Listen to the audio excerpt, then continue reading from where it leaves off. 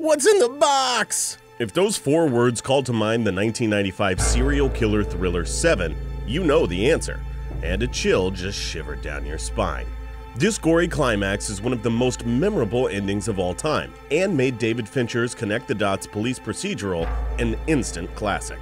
However, like most instances of Hollywood perfection, it was as much the result of happy accidents and artistic infighting as brilliant direction and inspired performances.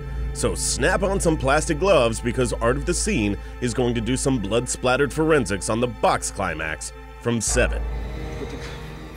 Put the gun down. I saw you with the box. What was in the box? Because I envy your normal life. Put the gun down, baby. It seems that envy is my sin. Oh, what's in the box?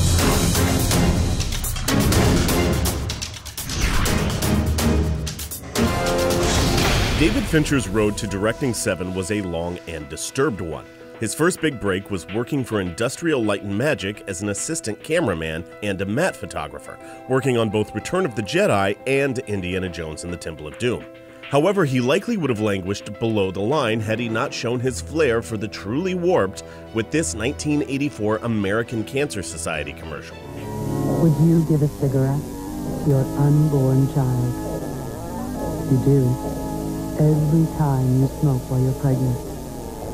It's no surprise that Fincher would become a frequent collaborator with Trent Reznor of Nine Inch Nails fame later in life. But before those two soulmates found each other, Fincher directed numerous music videos for Madonna and top 80s brands like Levi's, Coca-Cola, and Nike. He did these all as a member of the commercial production company Propaganda Films, whose roster reads a bit like a hit list of future directors: Michael Bay, Michel Gondry, Spike Jonze, Zack Snyder, and Gore Verbinski. We went from billing together about $2.5 million a year, and 3 years later we were billing $65–75 million a year, and we had the biggest music video commercial company in Hollywood. After cutting his teeth in the world of commercials, Fincher dove headfirst into features, taking the reins of the Alien franchise for Alien 3. But he found the process of haggling over the budget with 20th Century Fox so maddening and the critical and audience response so dismal that Fincher swore off Hollywood with the line, "I thought I'd rather die of colon cancer than do another movie." Action! Meanwhile, screenwriter Andrew Kevin Walker had finished the script for Seven while working at a Tower Records in NYC. After David Koepp shared the script with executives at New Line Cinema, it was time to begin Walker's career-long history of studios attempting to tone down his warped storytelling. A quick plot refresher on Seven, which is chock full of spoilers. Young Detective Mills and veteran Detective Somerset play a game of cat and mouse with an anonymous John Doe serial killer. This John Doe ruthlessly punishes his victims for transgressing against the Bible's 7 deadly sins, killing them with unique but grisly symbolism. A glutton is force-fed until his stomach exploded, a lawyer is bloodletted to punish him for his greed, a drug dealer and child molester has been chained to a bed for a year to represent sloth, a prostitute is raped to death by a man wearing a bladed S&M phallus to punish them for their lust, and a model kills herself after John Doe disfigured her face, succumbing to her pride. It seems Doe will never be apprehended, but then against all logic, he turns himself in, soaked in the blood of his last murder. He says he will lead the detectives to his final 2 victims, and so Mills, Somerset, and Doe head out to the desert in their police-issue sedan, where a delivery man drops off a package containing the severed head of Mills' wife, Tracy. Doe explains he envied Mills' perfect life, and thus envy was his sin. He entreats Mills to become Wrath, to shoot him in anger, and thus complete his cycle. After it's revealed that Mills' wife was pregnant, Mills pulls the trigger. Boom! 7 deadly sins. So you can see why a studio executive might freak out a little. New Line and producer Arnold Kopelson pushed for revisions to soften the ending. Here's a sample of their suggestions. Number 1.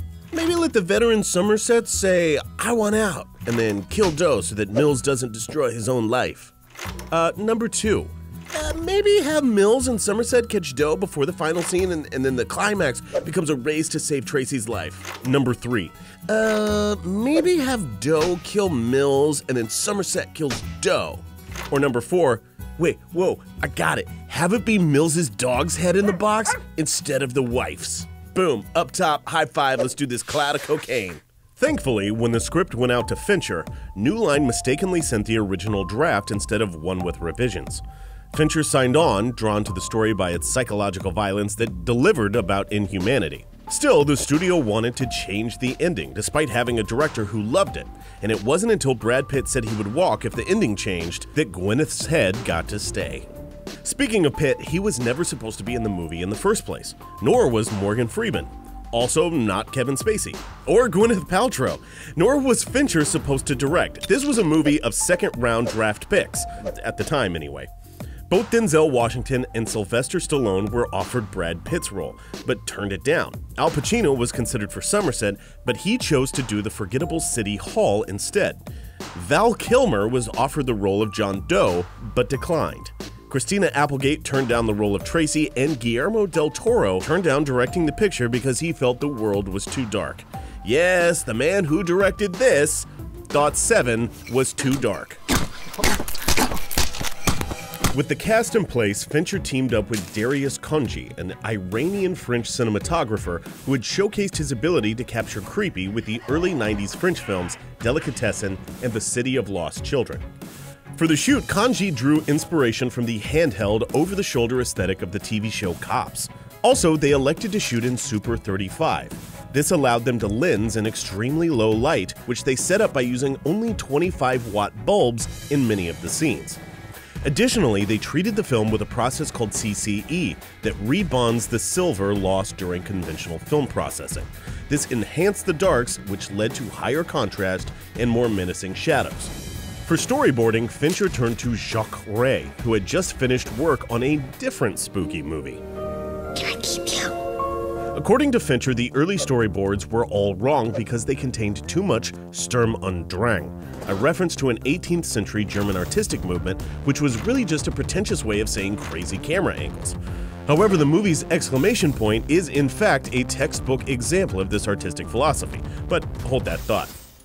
As with the very best thrillers, Seven is a masterclass in setup and payoff. From the opening title sequence that IFC ranks the third best all time, to Mills squeezing the trigger, Fincher made sure every single detail ratcheted up the audience's unease. Most importantly, not revealing the identity of the killer by keeping Kevin Spacey off of press materials and out of the opening credits. Detective! You're looking for me. Once Spacey's identity is revealed, he and his character dominate the film's last half hour. As he rides in the backseat of the detective's car, seemingly in a position of shackled weakness, he delivers a grand monologue explaining the rationale for the killings. We see a deadly sin on every street corner, in every home, and we tolerate it. We tolerate it because it's common. It's trivial. Roger Ebert described Spacey's masterful performance thusly. Observe his face, smug, self-satisfied. Listen to his voice, intelligent, analytical. Mark his composure and apparent fearlessness. This film essentially depends on him and would go astray if the actor faltered. He does not. This scene lit the fuse for the explosive ending. People will barely be able to comprehend, but they won't be able to deny. Now let's break the climax down to the minutia. Somerset drives the car towards John Doe's location. They pass beneath high-tension power lines, the menacing structures of which are a sea of interlaced black sevens, pinning in Mills and Somerset rolling toward their unavoidable fate. Their eyes in the sky say there's no ambush out here, no nothing, and the helicopter has to pull away because of the power lines. And then we see a rusted-out trailer 2 shots later, a perfect ambush spot. However, it's ultimately a red herring as the ambush coming is psychological, not physical. This is followed by further establishing shots of rusting decay and a dead dog. I didn't do that. The climax was the only scene shot without rain. It poured on Brad Pitt's first day of shooting, so Fincher used rain machines for the rest of the shoot to make it easier to maintain continuity on a compressed schedule. These desolate desert establishing shots help bridge the bleak tone of the film into the climax, despite the lack of precipitation. As the delivery van arrives on the horizon, we return to the helicopter POV footage. In the original cut of the scene, there were no helicopters, as shooting them would put the film over budget. Luckily, after early test screenings came back positive, Fincher was given extra money to go film the choppers. Unfortunately, his cinematographer Darius Khondji had already moved on to a different film, Bernardo Bertolucci's Stealing Beauty. So Fincher turned to his camera operator Jeff Cronenweth, son of legendary Blade Runner cinematographer Jordan Cronenweth, to handle this additional filming. They must have really enjoyed working with each other as they went on to collaborate on Fight Club. Oh, and the girl with the dragon tattoo. Oh, and The Social Network. Oh, also Gone Girl. So pretty much they hold hands all the time. So as Somerset races to intercept the van, the editing kicks into high gear, each edit punctuated by the crescendoing horns of Howard Shore's score.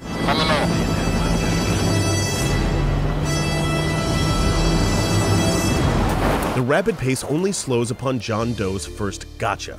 The package is addressed to Detective Mills. The police and the chopper call for a bomb squad. The music drops out to draw the audience into Somerset's struggle to decide to go ahead and open it himself. I'm gonna open it. Mills steps into the foreground, reducing John Doe to nothing but a blurry silhouette out of the depth of field. This is the last time Mills will ever ignore him. Somerset opens the box to discover Tracy's severed head. Fincher shot Freeman's reaction several times, but they ended up using the first take as Morgan's gut-acting instincts turned out to be best. After Somerset yells out that John Doe has the upper hand, we return to Spacey, his head haloed by the sun as if he is on his way to achieving his religious zealot's purpose. It's here that Spacey begins to spike a word or phrase in every sentence. Wife, Tracy, disturbing, after you left, husband, taste, souvenir. It's almost as if he's telling the story by scissoring up newspaper clippings and pasting them together into a collage as serial killers are wont to do. I visited your home this morning, after you'd left.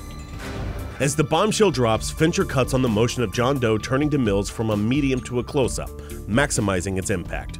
Her pretty head. As Somerset arrives out of breath, the camera pushes in on his arrival, establishing the remainder of the scene as an intimate life-or-death drama between only the three men.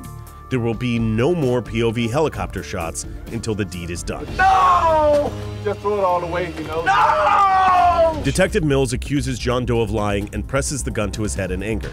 Fincher mentioned that he can tell in the footage from Spacey's half grin that A, it caught him by surprise as Pitt improvised the action in the heat of the moment, and B, he didn't want to have his head getting shoved to be repeated over and over again from different angles to maintain continuity.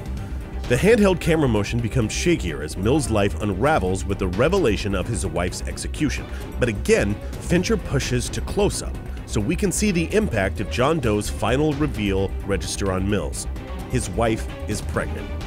It's worth noting that Brad Pitt was dating Gwyneth Paltrow at the time, making it all the easier for him to access the emotions necessary to deliver a believable performance.